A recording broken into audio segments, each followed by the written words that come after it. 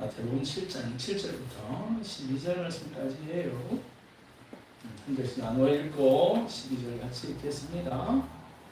구하라 그리하면 너에게 주실 것이요 찾으라 그리하면 찾아낼 것이요 문을 두드리라 그리하면 너에게 열릴 것이니 구하는 이마다 내놓을 것이요 찾는 이는 찾아낼 것이요 두드리는 이에게는 열릴 것이라. 너희 중에 누가 아들이 떡을 달라 하는데 돌을 주며 생선을 달라 하는데 배불른 사람이 있겠느냐. 너희가 악한 자라도 좋은 곳으로 자식에게 줄 알거든 하물며 하늘에 계신 너희 아버지께서 구하는 자에게 좋은 곳으로 주시지 않겠느냐.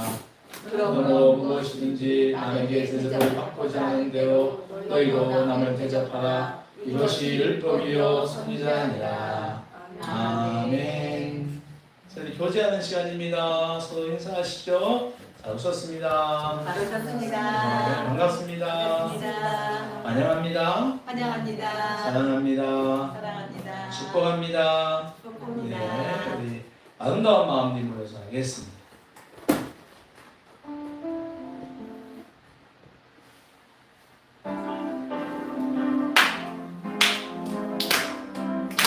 신나게 하죠. 아름다운 마음들이 모여서 주의 은혜 나누며 예수님을 따라 사랑해야지. 우리 서로 사랑해. 하나님이 가르쳐준 한 가지 내 이웃을 내 몸과 같이 사랑해요. 미움 다툼 시기 질투 버리고 우리 서로 사랑해. 그 다음에 예수님을 만나면 우리 뭐라 말할까. 그때는 부끄러움 없어야지. 우리 서로 사랑해. 하나님이 가르쳐준 한 가지 내 이웃을 내 몸과 같이 사랑해요. 미움 다툼 시기 질투 버리고 우리 서로 사랑해. 아멘. 미움 다툼 시기 질투 버리고 사랑합시다. 네, 우리 아멘. 인사하시죠. 사랑합니다. 사랑합니다. 사랑합시다. 네, 우리 영상으로 예배드리는 분들에게 인사합시다. 사랑합니다. 사랑합니다. 네, 기도하고 하나님의 말씀을 듣겠습니다. 하나님 아버지, 오늘도 저희에게 말씀 들을 수 있는 시간을 주신 것을 감사합니다. 모든 지혜와 지식과 모든 것에 근원 되시는 우리 아버지의 말씀 앞에 서 있습니다. 주님, 저희들이 이 시간을 아버지 하나님이여 소홀히 하지 않게 도와주시고 우리의 모든 것을 다하여 말씀을 들을 수 있는 심령들 되게 하여 주시옵소서. 주님, 말씀을 방해하고 우리의 심령을 자꾸 다른 곳으로 끌고 가려고 하는, 세상 곳으로 끌고 가려고 하는 아버지 모든 악한 영들을 주께서 쫓아주시옵시고 온전히 하나님 앞에 말씀 듣는 것으로 감사하며 기뻐하는 귀한 시간이 되게 하여 주옵소서. 주님 영광을 받아 주시옵소서. 예수 그리스도의 이름으로 감사하며 기도합니다. 아멘. 할렐루야. 아멘. 할렐루야. 아멘. 네, 하나님께서 오늘도 우리와 함께 하시며 은혜를 줄 믿습니다. 아멘. 네. 여러분, 특권이란 말이 있죠? 무슨 뭐? 특권. 네, 특권 많이 씁니다. 특권이 뭐예요? 특권. 정원채 원사님, 특권이 뭐예요?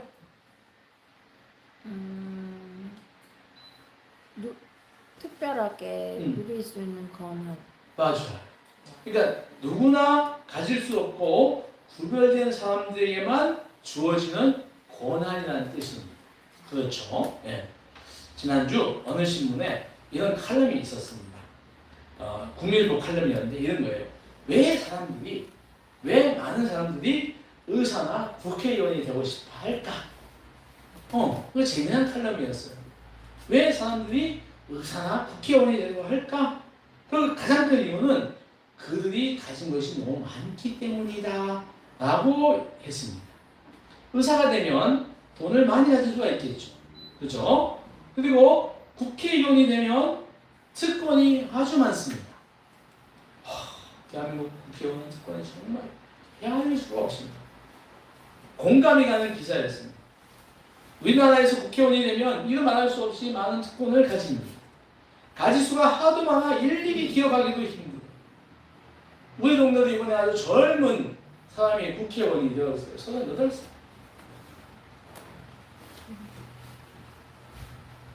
동갑. 동갑. 내 동갑이니까 만나보자, 걔. 근데요, 이거 비정상이에요.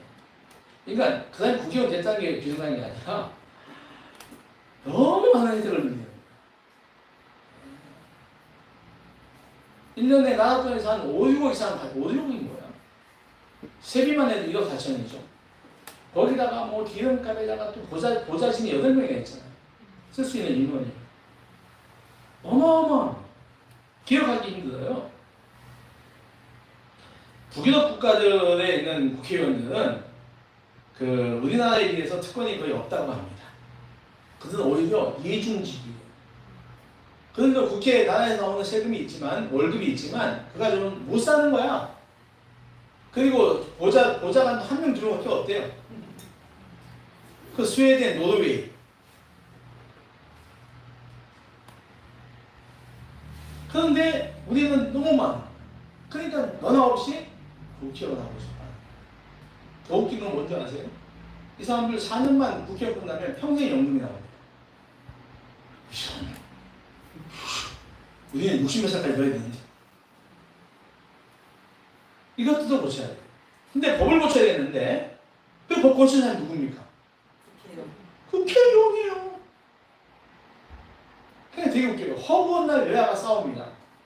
권력 잡으려고 싸우는데 세비 올리고 특권 만들 때는요 찰떡궁합이 됩니다. 이거 정말 큰일입니다. 어떻게 그렇게 잘 많이 맞는지 세비 올릴 때 하고 특권 만들 때는 아주 그냥 딱. 결국 그들은 나라의 미래보다 자신들의 이권이 먼저인 거예요. 저는 정말 그렇게 봅니다. 감이 단언합니다. 정말로 그들이 나라를 사랑할까요? 저는 아니라고 봐요. 대한민국 국회의원 가운데 정말로 나라를 사랑하는 사람이 있을까요? 자기 이권, 자기 이 명예, 부. 그러니까 이게 정말 나쁜 특권이에요. 나쁜 특권. 이거 빨리 없어져야 돼요. 그런데요, 여러분, 좋은 특권도 있어요. 뭐냐면 예를 하나 들어볼게요. 기초연금. 어르신 기초연금 받으시죠? 네, 좋아요. 이 연금은 만 65세가 되면은 심사를 하여 대상자가 100명이라고 할 때 상위 지상가 30명을 빼고 나머지 70명에게 연금을 주는 거예요. 우와. 그러니까 물론 아직 이게 완전한 제도는 아니에요. 그래서 비판이 많이 있어요. 근데 벌써 이 제도가 시행된 지 한 10년 되지 않나요? 10년 더 될 것 같아. 있지만 65세 이상자에게만 해당되는 것으로 일종의 그분들에 대한 특권인 거죠. 여러분, 기뻐해 주십시오. 저도 내년이면 이제 기차도 반값. 뭐지? 하여튼 65세 경로 이제 배 아프십니까? 일종의 나이 든 분들에게 가질 수 있는 특권이기도 합니다. 그러면 신앙에도 특권이 있어요. 신앙에도 뭐가 있다? 특권이 있습니다. 예수님을 주님으로 영접한 사람에게만 주어지는 특별한 권리가 있다는 것입니다. 지난 주일에 말씀을 선포한 것처럼 영생의 특권을 비롯해서 5가지가 있어요. 여러분 꼭 기억하셔야 돼요. 자, 특권 5가지. 그것은 지난주에 했던 영생의 특권, 그리고 죄사함의 특권, 인도함의 특권, 승리의 특권, 그리고 오늘 우리가 나누는 기도응답의 특권입니다. 성경은 우리에게 기도할 것을 수없이 강조합니다. 기도는 신앙생활 본질 중 핵심적인 본질이죠. 왜 이렇게 중요한가 하면 기도를 통해서 우리는 여호와 하나님을 만나고 하나님의 음성을 들을 수 있기 때문입니다. 기도를 통해서 사람은 하나님께 자신의 필요한 것을 구합니다. 기도를 통해서 하나님과의 관계가 깊어지고 자기의 인격이 성숙해집니다. 내가 겪고 있는 일에 대한 하나님의 생각을 또 내 육신의 여러 가지 어려운 문제들, 건강, 일, 장래, 물질, 자녀 등을 이런 문제들이 해결해 달라고 하나님께 기도하는 거예요. 그래서 기도는 육신을 입고 있는 성도들이 하는 영혼의 호흡입니다. 많이 들어보셨죠? 기도는 영혼의 호흡이다. 한번 따라해 볼까요? 기도는 영혼의 호흡이다. 영혼의 호흡이다. 여러분, 호흡이 사람의 살고 죽음의 기준이 되지 않습니까? 마찬가지로 기도도 성도가 영적 삶의 삶과 죽음의 기준이 된다고 하는 것입니다. 기도하지 않는 성도는 몸은 있으나 영은 죽었다는 것입니다. 즉 호흡하지 않는 모든 생명은 죽었듯이 기도하지 않으면 그 사람의 신앙이 죽었다라고 하는 것입니다. 아울러 성경은 기도해야 할 것을 강조함과 동시에 따라해보세요. 기도에는 반드시 응답이 있음을 말한다. 응답이 말한다. 네, 그러니까 계속 기도하라고 가르쳐요. 그리고 그 기도가 공짜가 아니라 응답이 있음을 계속해서 성경은 가르쳐주고 있습니다. 이 기도의 응답은 예수님의 십자가 죽음과 부활을 믿고 자신의 구세주에 영접하는 사람에게만 주어지는 특권이다. 뭐다? 특권이다. 네. 예수님의 이름으로 기도하는 사람에게 주어지는 특권이라고 하는 것입니다. 성경은 기도 응답에 대하여 많은 곳에서 가르치고 있지요. 오늘 우리가 읽었던 마태복음 14장 10절부터 12절 우리가 굉장히 좋아하잖아요. 구하라, 찾으라, 두드리라, 다 열릴 것이다. 그러니까 오늘 본문 말씀은 기도 응답에 대한 아주 최적화된 말씀이에요. 아주 딱 맞는 말씀이다 이 말이에요. 구하라 그리하면 너에게 주실 것이요 찾으라 그리하면 찾아낼 것이다. 문을 두드려라 그리하면 문이 열릴 것이다. 구하는 사람마다 받을 것이고 찾는 이는 찾아낼 것이다. 두드린 이에게는 열릴 것이다. 아멘. 이거 누가 한 얘기입니까? 예수님이시죠. 지금 사상수훈입니다. 이거 지금 예수님께서 산에서 가르치신 말씀이에요. 네. 예수님은 너무너무 명확하게 말씀하시는 거예요. 그래야 이 말씀은 모든 그리스도인들이 외우는 기도의 표준적 말씀이 됐잖아요. 우리가 많이 외우잖아요. 만약에 구하는데도 주시지 않고 찾는데도 찾아지지 않고 두드리는데도 열리지 않는다고 말씀하셨다면 이 말씀이 무슨 능력이 있겠습니까? 주님 아주 명확하게 확실하게 기도의 응답을 말씀해 주셨습니다. 9절부터 11절에는 기도 응답을 부모 자식에 비유하여 이야기하시죠. 한 부모가 있습니다. 자녀가 와서 떡을 달라고 합니다. 자녀는 평생 부모에게 도움을 받는 존재죠. 네. 자녀는 부모는 죽을 때까지 와서 부모님한테 뭐 달라고 하더라고요. 아, 다고다고. 급하고 힘든 일이 있으면 찾아와서 도움을 요청합니다. 그런데 이런 상황에 부모가 말합니다. 얘가 떡 달라고 하는 거예요. 네. 떡 없다. 돌 가져가라. 라고 하는 부모가 없다는 것입니다. 몰라. 그 돌이 금떡이면 요즘 금값이 겁나잖아요. 이 돌이 금떡이면 얼마나 좋겠어. 떡 달라는 아들한테 금떡이 확 주는. 근데 여기서 돌은 금떡이는 아니에요. 주님은 이번에는 생선을 달라는 자녀에게 뱀을 주는 부모가 없다고 덧붙입니다. 어느 집에 자녀들이 있습니다. 그 중에 한 자녀는 유독 부모에게 좋은 것이 있으면 달라고 합니다. 가끔 집에 오는데 못 보던 것이 있으면 어디서 구했냐고 묻고 자기 마음에 든다고 말합니다. 부모는 자기 돈 주고 샀고 부모 마음에도 드는 것이기에 거부하죠. 안 돼. 그런데도 자녀는 계속 요구합니다. 아, 마음에 들어. 갖고 싶어. 떼놓습니다. 여러분 이렇게 되면 부모가 어떻게 되죠? 흔들립니다. 이 까불고 있어야 되는 거야. 그러지 않고 설령 말을 이렇게 할 때라도 마음은 이미 흔들리고 있어요. 달라고 하는 게 누굽니까? 새끼살. 부모는 자기 돈 주고 샀고 마음에도 드는 것이기에 거부합니다. 그런데 계속 요구합니다. 이러면 부모 마음이 흔들립니다. 계속 거부하지만 마음속으로 이렇게 되는 거죠. 아, 우리 자녀가 저렇게 좋아하는구나. 다음에 사줘야지. 근데 뭐 다른 사람이면 자식이 아니면 어림도 없는 말 아닙니까 이거? 그죠? 내 자식이 아니면 어림도 없는 거예요. 니들 누가 사지? 근데요, 자녀이니까 가능한 거예요. 할렐루야. 그러니까 이런 겁니다. 설사 심성이 안 좋은 부모라고 해도 자기 자식에게 좋은 것을 주려고 하면 이게 부모 마음이잖아요. 도둑이 직업인 사람, 사기꾼인 사람도 자기 자녀에게는 자기가 훔친 거, 사기친 거 주지 않습니다. 하물며 하늘에 계신 너희 아버지 하나님인 너희 아버지가 좋은 것을 주는 것은 너무나 당연하다. 할렐루야. 꼭 믿으시기 바랍니다. 하늘에 계신 하나님은 우리 아버지거든요. 그 아버지 우리가 기도만 하면 우리에게 반드시 좋은 것을 주실 줄 믿습니다. 요한일서 5장 14절 15절 보면 이런 말이 있어요.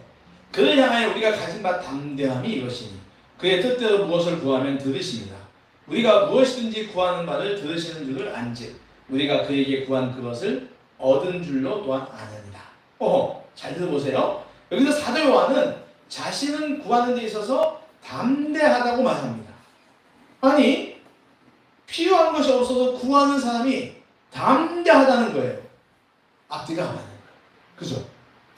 아니, 지금 이게 뭔가 좀 부족한데 그걸 달라고 할 때 아니, 하나님 있잖아요. 이거 내가 주면 안 될까? 이래야 되는데 여기 보니까 담대하고 달라고 한다는 거예요. 뭔가 앞뒤가 안 맞아. 조금은 뻔뻔 섭기도 하죠. 근데 사도 요한은 그래도 괜찮다. 하나님 앞에서는 담대하는 거예요. 그 이유가 뭡니까? 우리가 무엇인지 구하면 그분이 들어줄 줄로 확신하기 때문이야. 할렐루야? 그러니까 하나님께 나와서 하나님 미안한데 좀 주세요. 그러지 말라는 거예요. 담대하게 주세요. 하나님 거예요.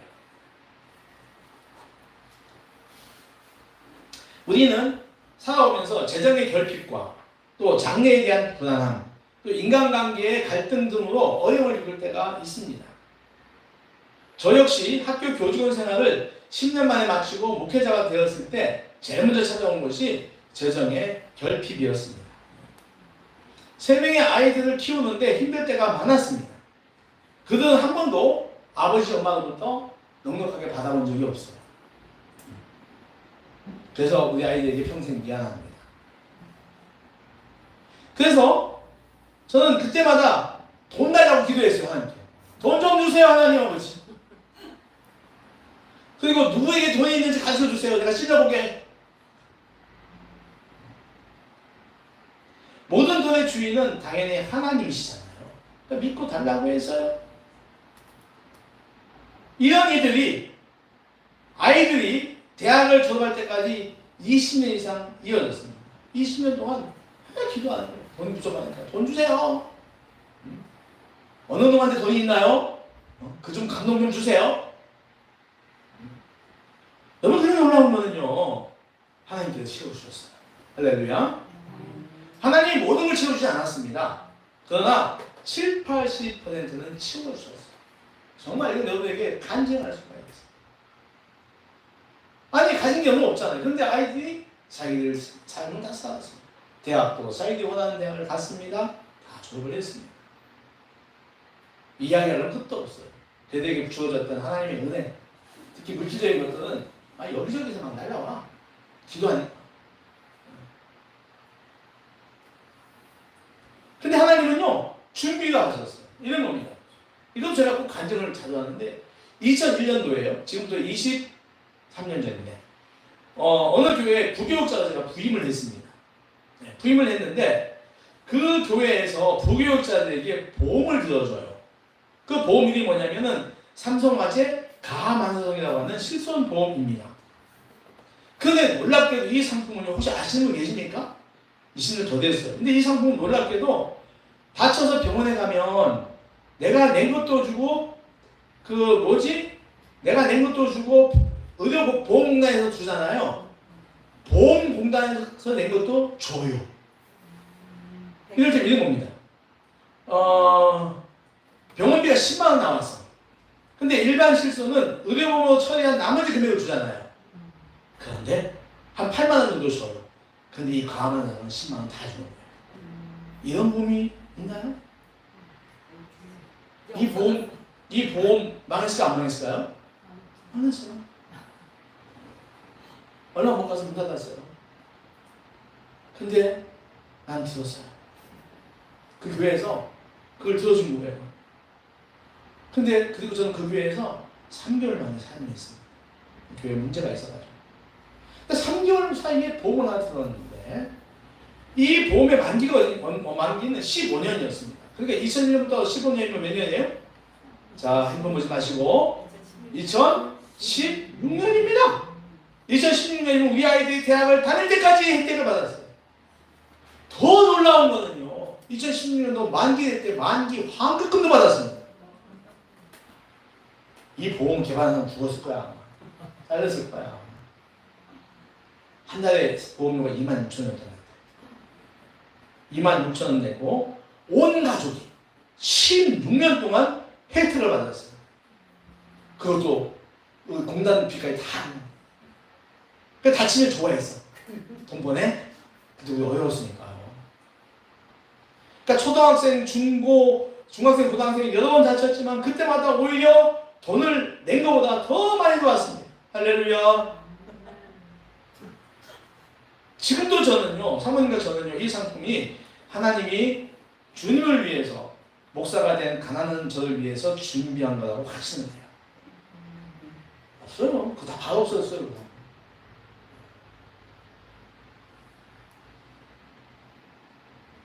(15년) 동안 아주 우리는 다치면은 좋아해서 좋아. 어쨌든 간에 돈 내가 낸 것보다 더 많이 좋아. 이 외에도 하나님은 이 사람 저 사람을 감동하셔서 아이들이 대학을 마치는데 부족하지 않게 했습니다. 여러분 이런 간증은요, 이런 삶을 사는 사람들이 느끼는 짜릿함이에요. 여러분 믿음은요 도전하는 것이고요, 거기서 오는 짜릿함을 느껴봐야 돼요. 에이 목사님 거짓말하지 마세요. 우리 눈에 보이는 게 단데 정말 만만해. 여러분 내가 믿음의 박을 갖다가 요단강에 넣을 때 요단강이 갈라지기 시작하는 거예요. 도전할 때 역사가 일어나는 겁니다. 불가능한 가치. 그러니까 우리 어떻게 해요? 우리가 사는 게 굉장히 궁핍했어요. 그럼에 불구하고 어려운 사람들 도와줍니다. 간사들 도와주고, 그죠? 네. 나눴습니다. 그러니까 이게 참 기적이에요, 기적. 근데 하나님께 나누는 것보다 더 많은 것을 계속해서 주셨습니다. 하나님은 우리의 필요를 우리보다 더 잘 아시는 줄 믿습니다. 그리고 그것을 기도하면은 채워주시는 거예요. 그래서 재정은요, 내가 싸우는 경건의 도구예요. 아주 중요한 경건의 과목입니다. 재정이. 재정은 싸워야 하는 것입니다. 기도하면 거의 이루어지지만 안 이루어질 때도 있어요. 그렇죠. 다 이루어지잖아요. 내가 하나님 돈 주세요. 하나님이 다 주실 적이 없어요.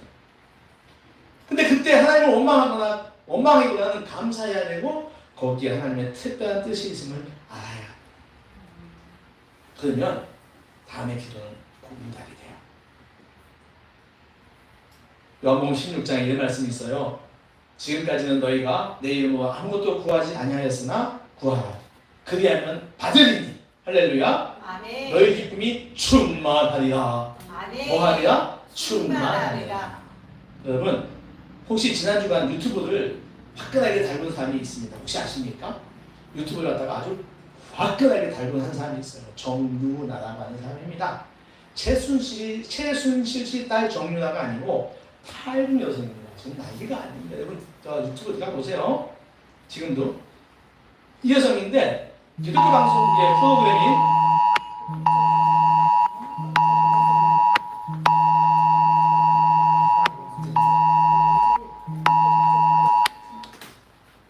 이거 누르면 또 그거. 그냥 확인만 누르고 이렇게 누르는데 연락돼요.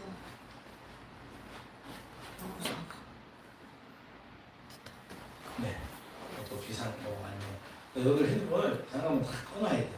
그만 이 예배에 집중을 방해하잖아요. 그리고 뭐 비상 오는 거 끄는 수가 있어요. 소리 지우고 끄는 것도 설정도 있어요. 저는 지난주 계속 말씀을 선포하겠습니다. 지난주가 유튜브에 석가의 장점이 있는데 그 정유나라고 하는 탈북 여성이에요. 기독교 방송국 프로그램인 새롭게 하소서에 출연했는데 엄청난 조회수를 기록하고 있습니다. 그녀는 88년생으로 올해 35살입니다. 그녀는 노동당 고위 간부의 자녀로 태어났습니다. 부러울 것 없이 크던 그녀는 김정숙 사범대학에 입학을 합니다. 여러분, 김정숙 사범대학은 북한에서 1위입니다. 그래서 굉장히 유명한 사범대학입니다. 이 대학은 교사가 되고 싶은 사람은 누구나 선망하죠. 그런데 거기서 20살 아가씨는 나만의 드라마를 접하게 됩니다. 처음에는 그랬대요. 화교인애가 북한에 화교인을 듣나 봐요. 와서 나 무슨 드라마 하나 볼까? 그랬대요. 그래서 내가 얘는 감성이 충만하니까 이게 예민아 이거 뭔 소리 되는 거야? 근데도 뭔가 좀 보고 싶었나. 그래서 그 드라마를 보고서 가을 동화를 봤는데요. 주인공인 송승헌하고 결혼하고 싶었대요. 송승헌하고 결혼하고 싶어서 탈북을 꿈꾸기 시작해요. 20살이면 뭐 알겠어. 근데요, 보세요. 그 사람 외모가 아주 출중합니다. 그런 꿈을 가지고 있던 어느 날이었어요. 화장실을 갔는데, 여러분, 북한의 화장실은 다 집 밖에 있답니다, 지금도. 그러니까 아파트에도 집 안에 있는 게 아니라 공동 화장실이 다 있대요. 그래서 화장실 갔는데, 그때가 이제 2008년이에요. 20살 때니까. 2008년인데, 그때 북한이 뭐 하냐면은, 김정일 시대에 고난의 행군을 할 때예요. 기아자가 저 불모종 상들이 엄청 많이 나오고 완전히 나라가 엉망이었을 때. 사람들이 돈이 되면 무엇이든지 다 가져갔던 때입니다. 화장실을 갔는데 앉았는데 왠지 시원함이 느껴지더래요. 이렇게 보니까 하늘을 보니까 세상에 화장실 덮개가 없더래요. 위 화장실이 뜯겨나간 거야. 누가 와서 뜯어간 거예요.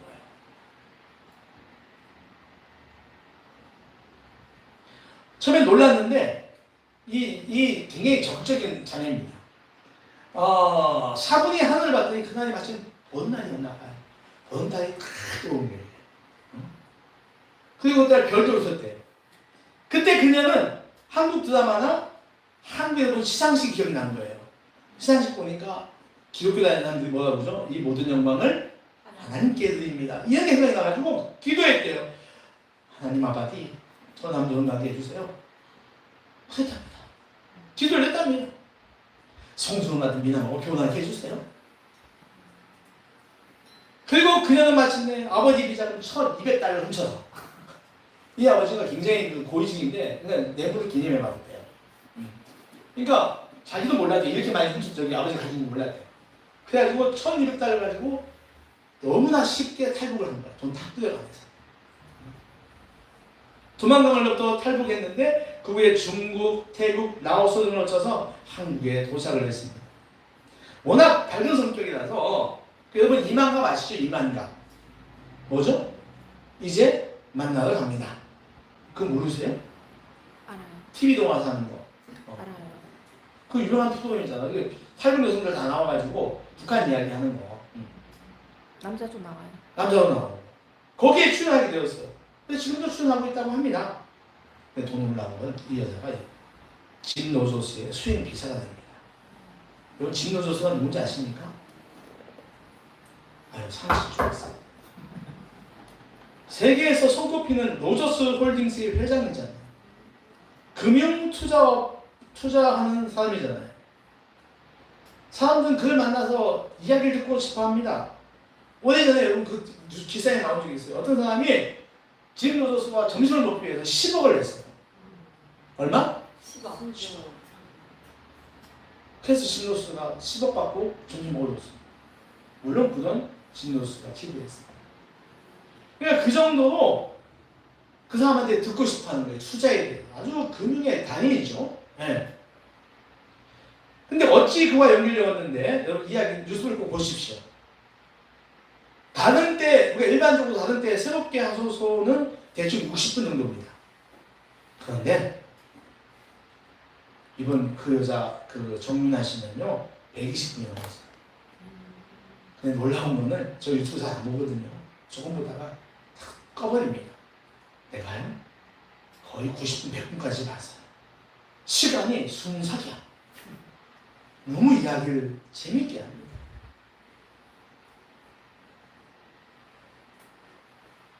꼭 보시기 바래요. 그녀는 덮개가 뜯긴 화장실에서 하늘을 보며 기도했습니다. 어쩌면 20살 감성이 충만한 철없는 소녀의 소원에 불과할 수 있지만 하나님은 그녀의 기도를 들으셨던 거죠. 할렐루야. 지금 아주 유명한 유튜버입니다. 세계적 금융인인 노조스의 이것도요. 집 노조스가 사정을 냈대요. 자기 비자가 해달라고.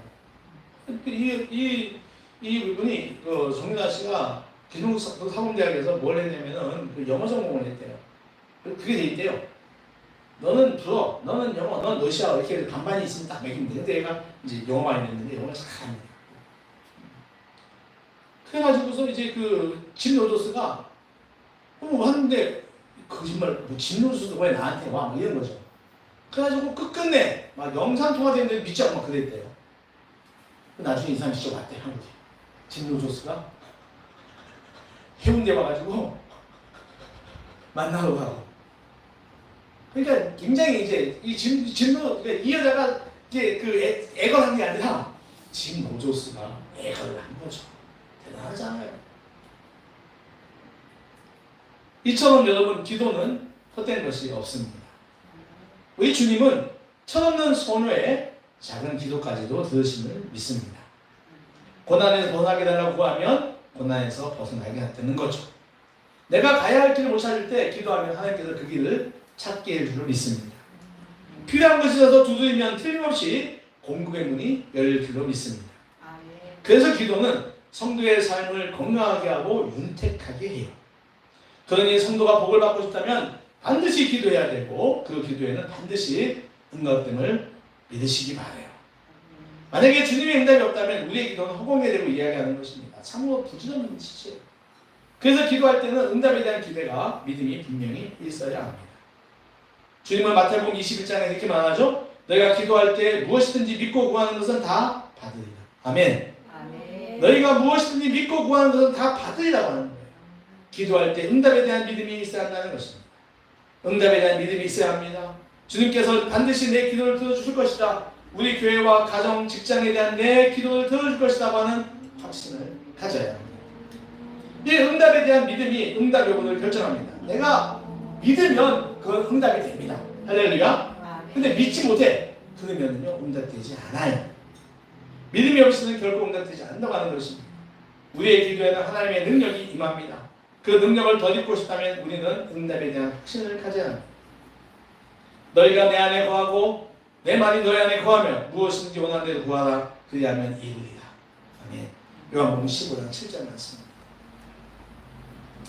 말씀을 정리합니다. 기도 응답의 특권을 누리는 성도들 되시기를 축원합니다. 오늘 읽은 본문에서 주님은 우리에게 기도할 걸 말씀하십니다. 이 말씀은 거의 강함이 명예에 가깝습니다. 이제 우리 모두 기도 응답의 특권을 누리는 사람들이 되시라.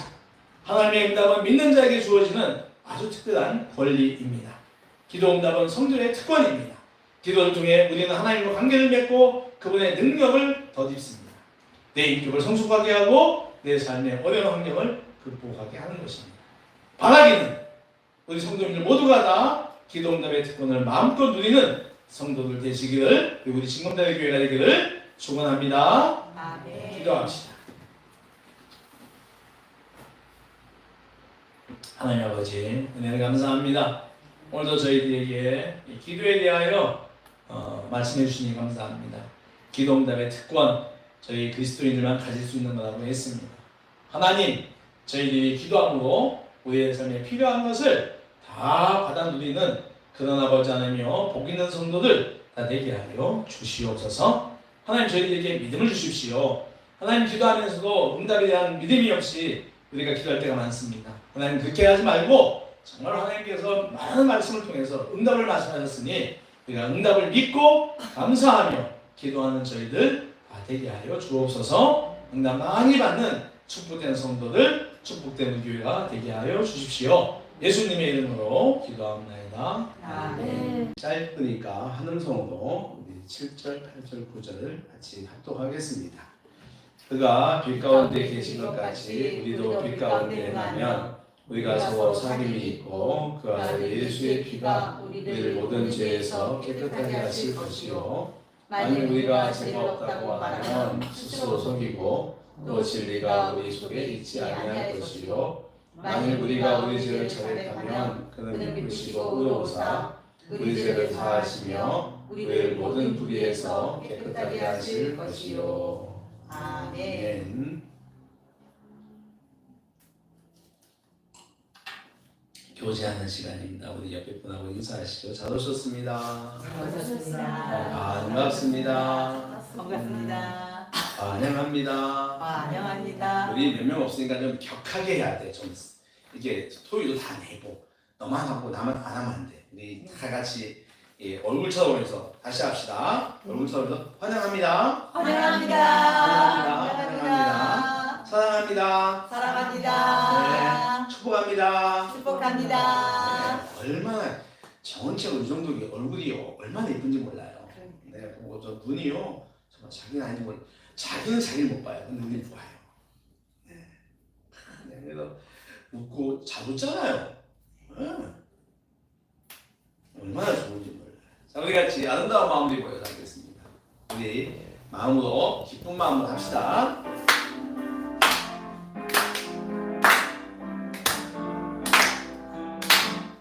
아름다운 마음들이 모였어 주의 은혜 나누며 예수님을 따라 사랑해야지 우리 서로 사랑해 하나님이 가르쳐준 한 가지 내 이웃을 내 몸과 같이 미움 다툼 시기 질투 버리고 우리 서로 사랑해 이 다음에 예수님을 만나면 우리 뭐라 말할까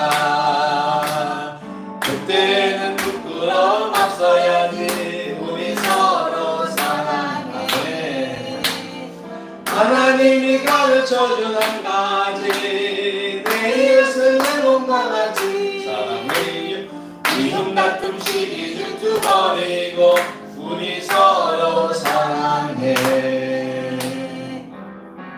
아멘. 이 다음에 예수 만나면 뭐하고 얘기하시겠어요? 물어보겠죠. 김치했어? 너는 얼마나 이웃을 사랑했니? 같은 교회 성도를 사랑했냐 할 때 아니 전체 예수는 아니에요. 어떻게 했어? 네. 그럼 안 되겠죠. 자 옆에 분들 다시 한번 인사드립니다. 사랑합니다. 사랑합니다. 네. 자 우리 영상원 예배드린 분들에게도 인사합시다. 사랑합니다. 사랑합니다. 네, 축복합니다. 축복합니다. 네. 우리 같이 기도하고 말씀 듣도록 하겠습니다. 하나님 아버지, 이 시간도 우리에게 아버지 은혜를 내려주시옵소서. 주의 말씀 듣는 시간입니다. 하나님 우리의 마음을 잘 모아서 하나님의 말씀을 잘 듣는 깨어있는 심령 되게 하여 주시옵소서. 말씀이 선포되는데도 불구하고 그저 나무 토막처럼 아버지 또한 딱딱한 돌처럼 아버지 있는 심령을 쓰지 않게 하시고 말씀으로 인해서 우리의 심령이 말랑말랑해지고 또 말씀으로 인해서 우리의 심령이 더욱더 풍성해지는 축복의 시간이 되게 하여 주옵소서. 우리의 심령을 말씀과 진리 가운데 인도해 주실 믿사옵고 예수 그리스도의 이름으로 기도합나이다. 아멘. 할렐루야. 아멘. 하나님께서 이 시간 우리에게 말씀과 성령으로 은혜를 줄 줄 믿습니다. 아멘. 말씀 들을 준비 잘 되셨죠? 아멘. 되셨죠? 아멘. 네.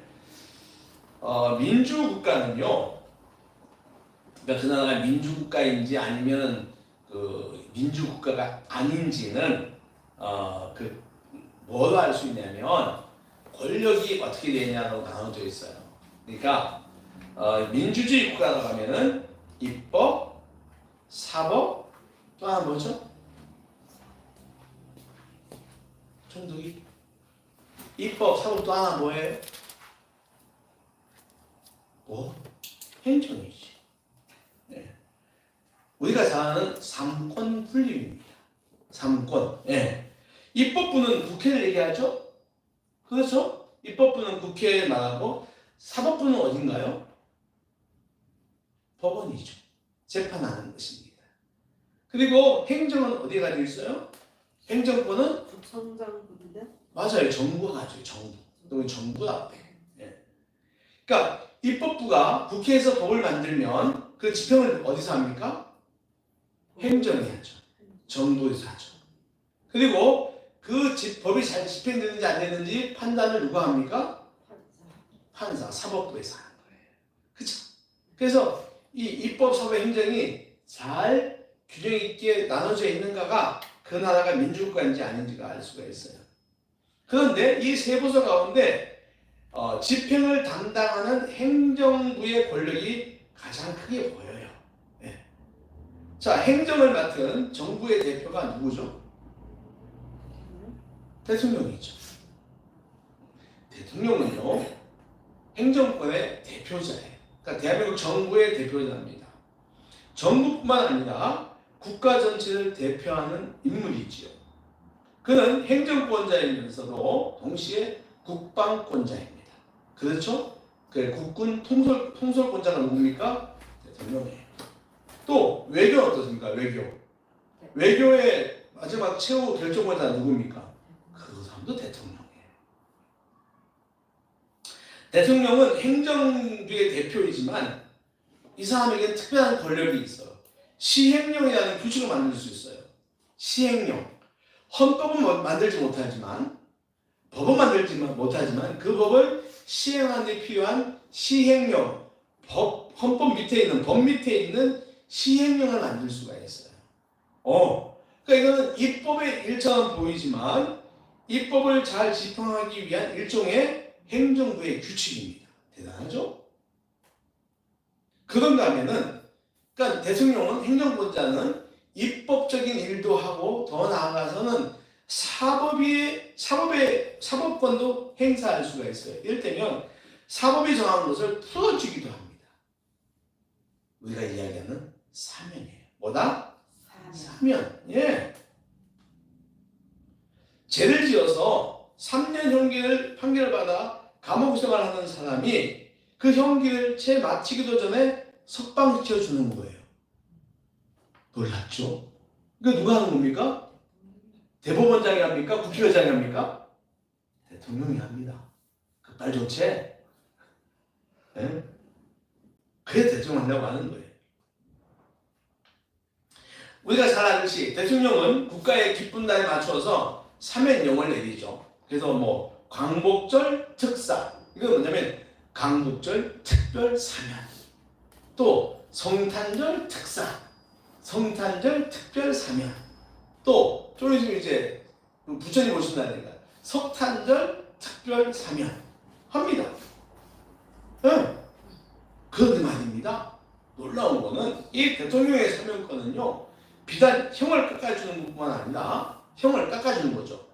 깎아주는 것뿐만 아니라 죄를 지은 전력을 지워주기도 합니다. 와, 여러분 기억나십니까? 김혜선 지사님 기억나세요? 내가 이야기를 잘 들어봐. 그때 우리 되게 좋아했던 것 같아. 한 10여년쯤 됐었나? 대통령이 운전하다가 벌점 먹은 사람들 벌점을 다 지워준 적이 있어. 있죠? 초유의 일이었어. 그리고 운전면허 취소된 사람들 취소를 다 취소해줬어. 취소를 취소해줬어. 박탈당한 사람들 다 깎아줬어. 이야, 이거는 감옥살이 갖다 깎아주는 거하고 또 다른 거예요. 응? 그리고 또 별점이 있는 사람 다 주었죠. 저도 그때 15점이 없어졌어요. 그때 사람들 되게 기뻐했습니다. 그러니까 특별히 이런저런 사유로 운전면허가 취소가 되었던 사람들, 엄청 이들에게는 기쁜 소식이었어요. 네. 특별히 운전을 생업으로 하던 사람들, 뭐 운전기사라든가 아니면 뭐 트럭 배달업자라든가 이런 사람들 가운데 뭐 음주운전 몇 번 해가지고 이제 이 박탈당하는 이 사람들에게는 이게 완전 복음이었지 않습니까? 야, 이거 누가 하는 겁니까? 대통령이 하는 거예요. 그러니까 있던 죄가 사라지는 것, 사면받는 것, 용서 안 받는 것. 오늘은 우리가 신앙을 가지면 주어지는 5가지 축복 가운데 바로 이 사면, 용서에 대한 말씀을 여러분과 함께 나누도록 하겠습니다. 말씀 들을 준비 되셨죠? 아멘. 네, 잘 들으시기 바랍니다. 여러분, 착한 성품을 가진 사람들 가리켜서 하는 말이 뭐라고 말하죠? 죄 없이도 살아. 그런 말 들어보셨죠? 아니, 저 사람은 죄 없이도 살아. 법 없이도 살아. 뭐 이런 거죠. 뭐 부처님 같아. 뭐 그런 얘기를 합니다. 죄를 짓지 않으니 죄에 따른 대가를 치를 필요가 없고 용서 행위 자체가 불필요하다 이런 얘기예요. 그런데 여러분 잘 들어보세요. 사람이 과연 죄를 짓지 않고 살 수 있습니까? 유정도권자이면 죄를 안 짓고 살 수 있어요? 그래요. 우리는 죄는 하나님이 만든 최초의 인간인 아담과 하와는 사탄을 가장한 뱀의 유혹을 받아 선악과를 따먹기 전까지는 그들에게 죄가 없었습니다, 여러분. 죄가 없었죠? 왜 하나님 형상을 만들었으니까. 그러니까 그 당시는 그 선악과를 따먹기 전까지는 죄 자체를 몰랐어요. 그랬기 때문에 죄가 가져다주는 부끄러움이라든가 수치심도 없다는 겁니다. 그러니까 그들이 벌거벗이 다녔잖아요. 다녔는데도 부끄러움 자체가 아예 몰랐던 거예요. 그러나 하나님의 말씀에 불순종함으로 선악과를 따먹었고 이는 죄가 되었어요. 그래서 우리는 원죄라고 불러요. 무슨 죄? 원죄. 이 원죄는 그들에게서 태어나는 모든 후손에게 전가되었습니다. 그들은 그전까지는 벗고 다녔지만 그때부터는 어떻게 해요? 가리고 다닙니다. 처음에 뭐로 가렸죠? 나뭇잎으로 서로 몸을 가렸어요. 네. 그래서 하나님께서 그들에게 뭐 만들어 폈습니까? 가죽을. 나뭇잎으로 입히면 그냥 비 오면도 젖고 막 하니까 가죽을 잘 만들어 폈죠. 죄가 가져오는 모든 부정적 현상들이 사람 사는 땅에 나타났어요. 놀라운 건 그들의 첫 아들인 가인은 분노를 참지 못해서 동생 아벨을 돌로 쳐 죽였습니다. 살인이죠. 살인이 나타나는 거예요. 지구상에. 네. 이렇게 살인이 시작되었고 이 살인은 전쟁이라고 하는 집단 살인으로 번졌습니다. 그래서 지금도 러시아와 우크라이나, 이스라엘과 하마스 등 두 곳에서 전쟁이 벌어지고 있고 여기 수많은 사람들이 전쟁이라는 이름하에 합법적인 살인이 벌어지고 있어요. 군인들이 죽는 건 괜찮습니다. 근데 민간인들이 특히 여성과 어린이들이 굉장히 많이 죽잖아요. 지금 저 하마스 쪽에는요, 가자지구, 하마스 땅인 가자지구에는 거의 무덤화됐다고 해요.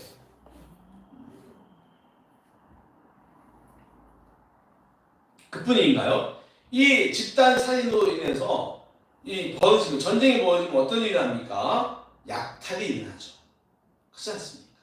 법이 없어. 약탈이 일어나고 그리고 그 포로를 끌고 가서 고문을 하고 특히 여성들은 강간을 합니다. 그러니까 수많은 전쟁 범죄들이 벌어지는 거죠. 이게 다 인간들의 죄악에서 오는 현상들이에요. 네, 여러분, 전쟁은요 국가만 하는 건 아니에요. 무슨 말씀인가요? 우리 각 사람이 다 한다. 나와 다른 사람을 비호하고, 네. 나는 잘 안 풀리는데 잘 풀리는 사람 보면 시기하고, 나 이거 잘해요. 나는 하나님 특별히 잘못한 것도 없는데 난 잘 안 풀리는데 저 얼마나 잘 되고 맨날 나쁘지만 않은데 시기야. 또 그뿐인가요? 속상은 어떻습니까? 때려 부시기도 하잖아. 뭘 던지기도 하고 폭력도 사용합니다. 범죄자는 어떡합니까? 강제로 사람을 때리고 찌르고 돈을 빼앗고 죽이기도 합니다. 무슨 말씀이냐면요, 우리 가운데 죄 없는 사람은 없다라고 하는 거예요. 따라해 주시죠. 우리 모두는 죄가 있다. 인정하시죠? 네. 나 적다 하지 말아요. 네. 오늘 본문 8절에 보니까 만일 우리가 죄가 없다고 말하면 스스로 속이는 것이다 라고 말해요. 이런 사람은 그 속에 진리가 없다라고 말해요. 그러니까 내가 죄가 없다고 하면 스스로 속이는 것이다 하는 거예요. 이게 사도 요한의 말입니다. 그렇습니다. 우리 모두는 조상 아담으로부터 죄를 전가받았어요. 그 원죄를 뿌리로 하여 수많은 종류의 죄를 짓고 살아갑니다. 여러분, 세상에 법이 굉장히 많잖아요. 법이 많다는 것은 그만큼 죄된 요소들이 많다는 것입니다. 그렇죠. 그런데 더 큰 문제는 이 죄가 없어지지 않는다는 거예요. 뭐가 없어지지 않는다? 죄가요. 이 죄는 반드시 대가를 치러야 돼. 뭘 치러한다고요? 대가를 치러야 돼. 아무리 스스로 뉘우치고 회개했다고 해도 죄는 없어지지 않습니다. 반성문을 쓰면 대가가 줄어들 수는 있지만 아주 없어지지는 않아요. 저는요, 목사로서 단원서를 여러 번 써봤습니다. 네, 뭐 우리 교인들 단원서도 써본 적이 있지만 나 아는 사람들 와서 뭐 이제 재판 받는 사람들 목사님 단원서 써줍니다. 별로 친하지 않아도 그 사람을 위해서 그 사람의 이제 좀 이렇게 형을 좀 이게 판사에게 사정하는 거죠. 평소에 이상 그러지 않았는데 실수했습니다. 술 먹고서 그냥 정신 잃었습니다. 한 번만 더 기회 주시면 이 사람은 잘 살 것이오니 판사님의 재량을 간구합니다. 여러분들 저한테 와서 탄원서 써달라면 하지 마세요. 죄를 재판받을 일을 하지 말라는 얘기예요. 네. 그러니까 아주 풀어달라는 건 아니에요. 저 사람에게 한 번 더 기회를 주십시오, 판사님. 이게 탄원서의 핵심입니다. 저 사람의 새로운 마음으로 다시 살 수 있도록 판사께서 재량을 베풀어 주시옵소서. 이게 탄원서의 주 목적이에요. 판사가 죽이죠. 마음에 드네? 그러면 좀 깎아주는 거죠. 그러나 아주 없어지지 않는다는 거예요. 여러분, 이런 말이 있어요. 회개에 합당한 열매란 말이 있어요. 무슨 말이냐면 회개는 말로 내 잘못했습니다 라고 끝나는 것이 아니라는 거예요. 거기에 따른 대가가 있다는 것입니다. 여러분, 학생이 학교에서 학칙을 어기면 어떻게 됩니까? 학생이 학교에서 학칙을 어겨. 그러면 뭘 쓰죠? 반성문 많이 써봤나? 응? 반성문 쓰고 그 다음에 뭐예요? 반성문 쓰고 끝나나요? 벌로 뭐 하죠? 많이 하는 게 뭐죠? 화장실 청소. 그렇지, 화장실 청소. 벌 청소 많이 하는데 요즘 화장실은 그거 아무것도 아니야. 우리 어릴 때는 진짜 옛날 벤속간이었잖아요. 구더기도 많고 그거 청소한다고 그냥 화장실 청소하는 놈은 죽는 낙이었어. 그건 뭐예요? 그러니까 학칙을 어기면 반성문으로 끝나는 것이 아니라 화장실을 청소하는 것 같은 거예요. 이게 회개에 합당한 열매입니다. 그렇다면 여러분, 인간이 짓는 죄의 대가는 무엇일까요? 인간이 지은 죄의 대가는 뭡니까? 맞습니다. 로마서에는 분명히 이렇게 말해요. 한번 따라해 봅시다. 죄의 삭은 사망이다. 한 번 더 해볼게요. 죄의 삭은 사망이다. 사망, 죽음이라는 뜻입니다. 아담 부부는 죄를 지음으로 그들의 육신은 살아있었지만 숨은 살아있었지만 영혼이 하나님과 단절되었어요. 하나님은 그들이 다시 에덴 동산으로 돌아오지 못하도록 쫓아내신 다음에 동산을 두루두루 도는 불칼을 줍니다. 불이 있는 칼을 두어요. 그래서 다시 돌지 못하게 하는 거예요. 이걸 갖다가 단절이라고 합니다. 죄가 무서운 것은요, 죄를 짓는 행위보다 그 죄에 대한 행위에 따른 대가가 있기 때문에 그래요. 그러니까 죄를 짓는 순간은 짧아요. 크지 않아요. 뭐 사람 죽일 때 뭐 몇 번 치르면 죽잖아요. 그런데 그 대가를 치르는 시간이 뭡니까? 무기징역. 평생 감옥에 썩어야 되는 몇 배, 몇 천 배, 몇만 배보다 긴 거예요. 그래서 죄가 정말 무서운 거예요. 그럼 우리에게 태어날 때부터 지워져 있는 죄, 우리는 죄와 함께 인생을 시작하고 살면서 죄를 더하여 삽니다. 인간의 DNA 자체에 죄가 있으니 이후 살아가는 모든 생에는 죄를 짓고 그 죄는 쌓입니다. 그러면 인간에게 남아있는 것은 죽음밖에 없는 거예요. 뭐밖에 없다? 죽음밖에 없는 거죠. 그렇다면 자, 거꾸로 생각을 해봅시다. 인간을 죄의 늪에 빠뜨려 죽게 하는 것이 인간을 만드신 하나님의 목적일까요? 인간을 죄에 빠져 죽게 하려고 하나님께서 인간을 만드셨을까요? 그럴 리는 없습니다. 그렇지 않습니까? 하나님이 인간을 갖다 죄에 빠뜨려서 사망, 다 사망이야. 그러려고 만드신 건 아니라는 겁니다. 하나님은 아담 부부의 범죄를 징계하셨습니다. 그렇죠? 쫓아내셨죠? 그리고 여자에게는 아기 낳는 고통, 그리고 뱀에는 평생 땅을 기어다니는 고통, 남자에게는 땀 흘려야 먹고 사는 고통 징계하셨지만 그들의 육신의 목숨은 살리셨습니다. 이것은 인간들에 대한 하나님의 사랑입니다. 그렇기 때문에 하나님은 우리가 지은 죄를 지워주시기로 합니다. 뭐 하기로 했다고요? 지워주시기로 한 거예요. 대통령이 사면권 행사해가지고 죄를 싹 지워주시듯이 말입니다. 구약에는 많은 제사장이 나오죠. 제사장들 말입니다. 여러분, 제사장들이 하는 일이 뭐예요? 구약에 나온 제사장들이 하는 가장 큰 일이 뭡니까? 뭐라고? 뭔 소리야? 아니 목사님 설교를 잘 따라가면 벌써 목사님 제사장이 뭐 하는 사람입니까? 응?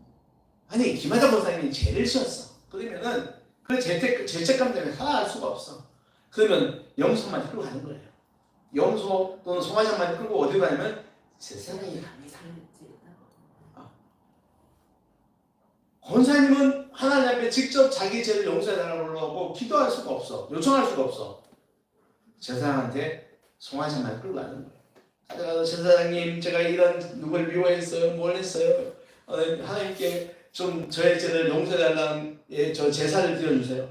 그럼 제사장이 어떻게 합니까? 아 그래? 그러면 알았다 하면서 갖고 온 제물을 잡고 태우면서 그 권사님의 죄를 갖다가 싹 이제부터 없어졌다라고 하는 거예요.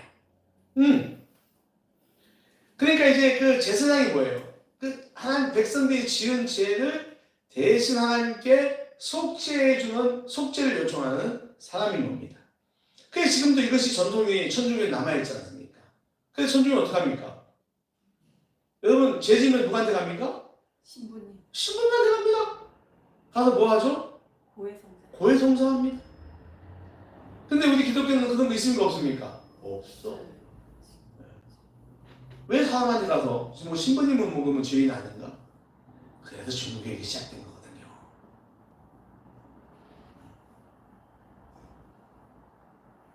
용키프라고 하는 날이 있습니다. 따라해볼까요? 용키프.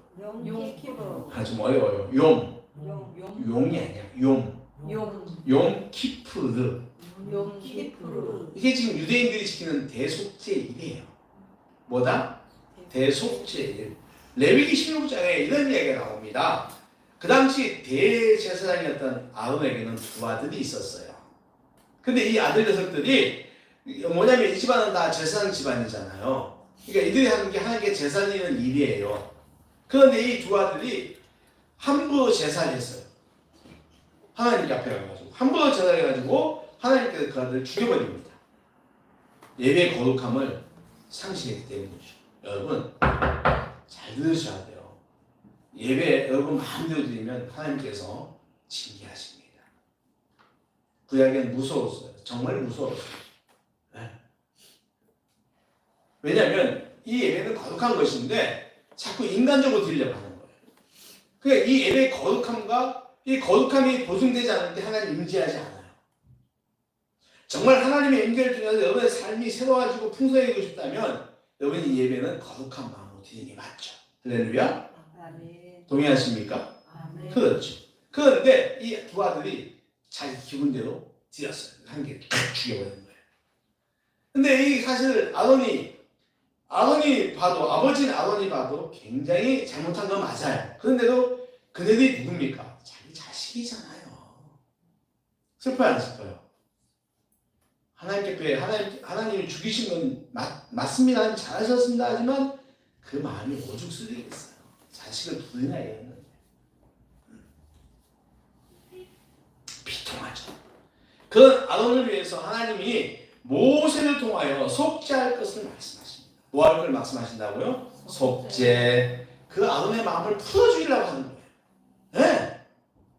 그래가지고 아론에게 말합니다. 너는 너 자신을 위하여, 너의 자식들을 위하여, 그리고 이스라엘 잔소 전체를 위하여 수송아지, 순양, 염소를 잡아서 속죄제를 드려라 라고 얘기해요.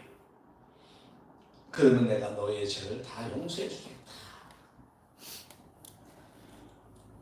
그러니까 하나님께서 용서에 대한 축복이죠. 그래서 이 모든 제사를 마친 다음에 7월 10일을 그날이 10월 10일이었나 봐요. 이 규례를 모든 이스라엘 사람들과 이스라엘에 거주하는 이방인들까지 모두 지키라고 합니다. 이를 통해서 그들이 정결할 것을 말하지요. 이날이 바로 지금의 욤키푸르입니다. 지금도 이스라엘 유대인들은 이 날을 지킵니다. 지키고 금식하고 자기 죄를 회개하고 하나님부터 용서받는 기쁨을 누리고 있습니다. 그런데 여러분, 자, 구약은 누굴 통해서 자기 죄를 다 속죄했다고 그랬죠? 제사장이에요. 근데 우리 교회는 이제 개신경 하지 않는다는 거야. 근데 그 결정적인 게 뭐예요? 왜 천주교는 지금도 신부님 앞에 가가지고 고해 성사를 하는데 우리는 하지 않나요? 예수님이 단번에. 할렐루야. 이것이 신약에 와가지고 이 속죄를 통한 용서는 예수님이 십자가에 죽으심으로 완전히 완성을 했어요. 그러니까 신약에 나온 히브리서는 이렇게 말하죠. 범죄한 인간들의 죄를 속하기 위하여 죽으신 예수님을 대제사장으로 말합니다. 히브리서 9장 22절을 보면은 피 흘림이 없으면 죄사함이 없다라고 얘기해요. 그러니까 다시 말하면 예수님이 당신의 죽으심으로 피를 흘려서 그것이 당신의 몸을 직접 하나님께 제물로 드리는 거예요. 제값으로. 그러니까 이거는 구약의 속죄 제사와는 본질적으로 구별되는데. 한번 찾아보겠습니다. 히브리 9장 22절 찾아볼게요. 자, 히브리서는 조금만 앞으로 가면 됩니다. 9장 22절. 자, 히브리서 9장 22절. 네. 362페이지예요. 자, 우리 정문사님도 찾아봅시다. 자, 히브리 9장 22절. 자, 우리 정문사님 좀 띄워봅시다. 띄워주면 같이 읽을 수가 있겠죠? 히브리 9장 22절.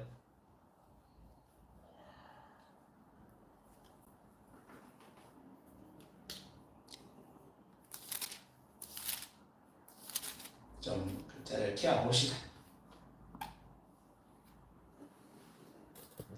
보입니까? 나 22절? 보입니까? 22절 거기 보인다. 보여요? 율법에 따라. 자, 같이 읽겠습니다. 시작. 율법을 따라 거의 모든 물건이 피로써 정결되게 되나니 피 흘림이 없은즉 사함이 없느니라. 아멘. 이렇게 나오죠. 또 한 곳을 찾아보겠습니다. 한 곳을 더 찾아보겠습니다. 12절. 9장 12절에 똑같이 히브리서 9장 12절. 9장 12절입니다. 아까 22절이고 지금은 12절. 찾았습니까? 자, 시작. 염소와 송아지의 피로 하지 아니하고 오직 자기의 피로 영원한 속죄를 이루사 단번에 성소에 들어가셨느니라. 아멘. 보세요. 예수님은 구약에 나오는 염소나 송아지로 하지 않고 자기의 피로, 누구의 피로? 자기의 피로 영원한 속죄를 이루사 단번에, 한 번에 끝내셨다. 이런 말씀인 것이죠. 당신의 몸을 속죄제물로 내어놓으심으로 단 한 번에 인간이 지은 모든 죄를 해결했다는 거예요. 즉 당신의 죽음이 인간이 지은 죄의 대가였다고 하는 것입니다. 그래서 말입니다. 예수님을 구세주로 영접한 사람은 죄에서 해방되는 것입니다. 할렐루야. 아멘. 할렐루야. 아멘. 각종 죄가 주는 억압으로부터 해방되는 것이 죄가 지워지는 것입니다. 자, 마지막으로 이런 말씀을 드리고 싶어요. 자, 여러분, 용서를 받으면 어떤 일이 일어날까요? 자, 용서받으면, 자, 처음에 우리 말씀드린 사면을 생각하면 쉽게 이해가 됩니다. 여러분, 죄가 없어짐으로써 감옥에서 풀려났어요. 기분 좋은 일입니까? 안 좋은 일입니까? 좋은 좋은 일이죠. 일이죠. 감옥이라고 하는 좁은 공간에서 풀려나서 자유의 몸이 되는 거예요. 이보다 기쁘고 값진 일이 있을까요? 감옥살이는요, 먹는 것, 자는 것, 생활하는 것 모든 것이 괴롭기가 그지없습니다. 옛날에는 감옥에 가면 뭐 먹는다고 했어요? 콩밥. 지금 대한민국 감옥은 어떨까요? 그렇지 않습니다. 옛날하고는 많이 달랐어요. 국력이 좋아지다 보니까 이 재소자들이라고 그러죠. 이 사람들도요, 다 법령에 정한 대로 따박 맛있는 그 요양식도 나오고 다 나와요. 자는 것도 지금도 겨울에는 난방이 됩니다. 근데 여러분, 그렇다고 해서 그들이 자유롭게 살아가는 건 아니잖아. 여전히 푸른 제수복을 입어야 되고, 그렇죠? 그리고 여러 명이 방 안에 같이 살아야 되고, 화장실도 그렇죠. 아주 그것도 우리 영화에 보면 진짜 막 여러 명이 같이 써야 되고, 그리고 운동화 나가봤자 운동장 좁고, 그 옆에는 벽으로 엄청난 높여 있고, 그 위에는 지키는 망대가 있고, 초소가 있습니다. 괴롭기 그지 없죠. 기본적으로 인간의 자유를 통제하는 곳이에요. 그래, 풀려났다? 풀려났다? 여러분, 그게 말이에요. 각종 죄를 짓고 사는 인간도 그래요. 여러분, 우리의 마음은 늘 감옥입니다. 우리 마음은 늘 감옥이다. 늘 감옥이다. 어떤 죄를 지어서 감옥일까요? 거짓말. 거짓말 잘 아시죠? 탐욕. 이 탐욕 정말 문제야.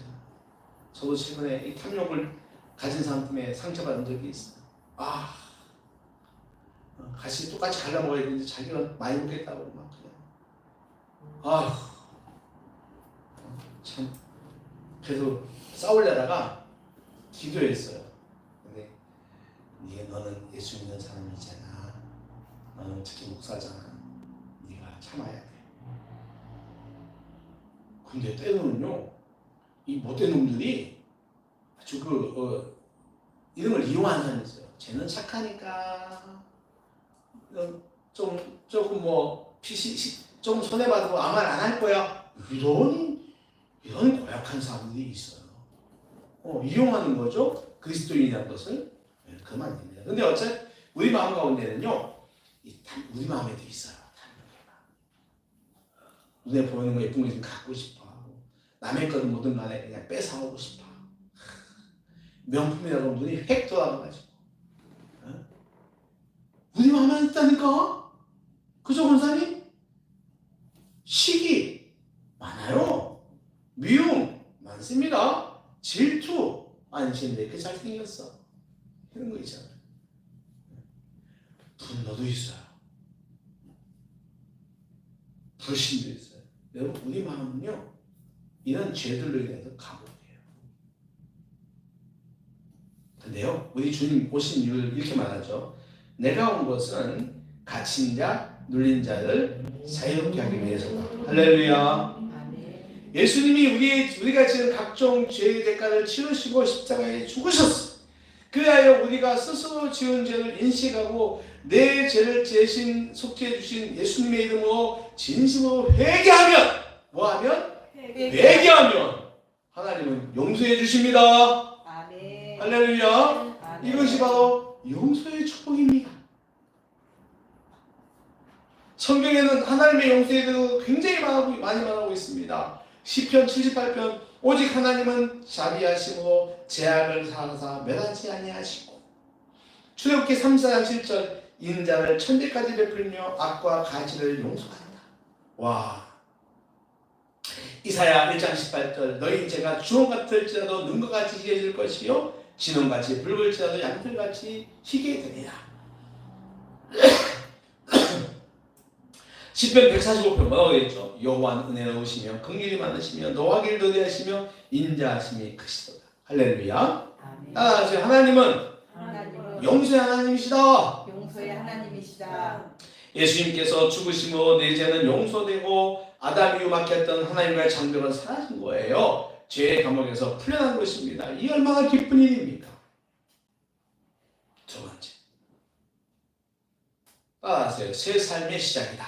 새 삶의 시작이다. 그러니까 여러분, 억압에서 풀렸다는 것은 첫 번째 기쁨이라면 새로운 삶의 시작은 두 번째 축복이에요. 여러분, 감옥에서 나온 사람들에게 사람들이 뭐 주죠? 두부 왜 주는 거예요? 난 아직도 모르겠어. 김현선 집사님, 두부 왜 줘요? 뭐. 감옥에 안 가봐서 잘 모르지. 나도 뭔데 이게 감옥에 나오면 뭐 두부 2만 번 싸가지고 두부를 확 먹이더라고? 무슨 뜻이네? 뭔가 있긴 있는 것 같은데. 그러니까 분명한 뜻이 있어요. 이제부터는 똥 밟는 인생 가지 말고 새로운 삶을 살아라, 이런 뜻일 거예요. 그렇지 않습니까? 예? 그러니까 여러분, 운전면허를 다시 취득하고 용서를 받으면 운전면허를 다시 취득하고 새롭게 생활을 시작합니다. 그러면서 다시는 순간의 죄로 인해서 손해본 인생을 돌아보며 다시는 죄를 지지 말아야지 라며 다짐을 합니다. 그리고 새로운 생각, 새로운 마음, 새로운 각오로 새 출발을 하는 거예요. 생활에 새로운 에너지가 들어오고 자신감도 생긴다는 이 말씀입니다. 여러분, 그렇습니다. 죄를 회개하고 용서받은 사람에게는 이런 심령의 변화가 일어납니다. 우리가 하는 회개가 일상적이라 큰 효력이 없는 것처럼 여겨지지만 말입니다. 우리 늘 회개하니까 아유 그거 별거지 하고 생각할지 모르지만 실상 회개는요 큰 능력이 있습니다. 회개는요 용서와 새로운 생활로 가는 시작이기 때문입니다. 그러니까 회개 자체보다는 용서가 주는 능력, 즉 새로운 삶에 대한 새로운 변화가 더 크다고 하는 것입니다. 말씀을 정리하겠습니다. 따라해보세요. 용서의 특권을 누리자. 용서의 특권을 누리자. 네, 진짜 용서는 하나님의 아들 예수의 이름으로 회개함으로 주어지는 하나님의 용서죠. 이게 진짜 용서죠. 사람은 용서를 받지 않고 살 수가 없습니다. 죄가 쌓이면 반드시 형벌이 옵니다. 여러분, 죄를 가벼이 여기지 마십시오. 쌓아주지 마세요. 그러나 내 죄값을 대신 치르신 대제사장 예수님의 이름으로 회개하면 우리에게 용서의 축복이 옵니다. 그 용서가 내 심령의 억압을 풀어주고 내 삶을 새롭게 한단 말입니다. 할렐루야. 이 용서의 축복은요 누구에게나 주어지는 게 아니에요. 누구에게만 주어집니까? 그리스도를 영접하는 사람에게 주어지는 특권입니다. 예수 믿는 사람이 아무리 기도해봤자 소용없어요. 그 용서는 예수 그리스도의 죽음을 깔고 있기 때문에 그래요. 여러분, 용서의 특권을 우리는 받았습니다. 받았습니다. 아멘. 여러분, 이 특권을 받아 누리는 성도들, 그래서 억압에서 풀리고 늘 새로운 삶을 살아가는 새로운 에너지로 충만한 성도 되시기를 주님으로 축원합니다. 아멘. 기도하겠습니다. 하나님 아버지, 신앙을 가진 사람들의 세 번째 축복인 용서의 축복을 오늘 저희가 들었습니다. 하나님께서 말씀해 주시는 아버지 하나님의 가르침을 들었습니다. 하나님, 저희들은 다 죄를 짓는 사람들입니다.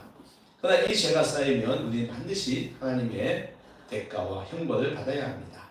죄의 살은 사망이라고 하였습니다.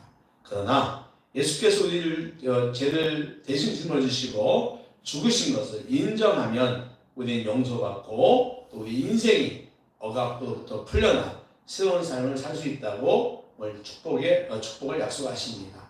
오늘 말씀을 잘 기억하며 아버지, 이 용서의 축복이 저희에게만 있는 것을 또 감사하며 아버지의 용서의 축복을 누리는 사람들 다 되게 하여 주시옵소서. 저희들이 첫째는 죄를 짓지 않도록 늘 죄에 깨어서 아버지 경성하는 사람들 되게 하시고, 또 지은 죄에 대하여는 제때 아버지 진심으로 회개함으로 아버지 하나님 그 죄로 말미암아 사로잡혀서 살아가는 아버지들 되지 않게 하시고, 감사와 기쁨으로 새로운 에너지로 변화되어 살아가는 저희들 되게 하여 주시옵소서. 예수 그리스도의 이름으로 기도하옵나이다. 아멘.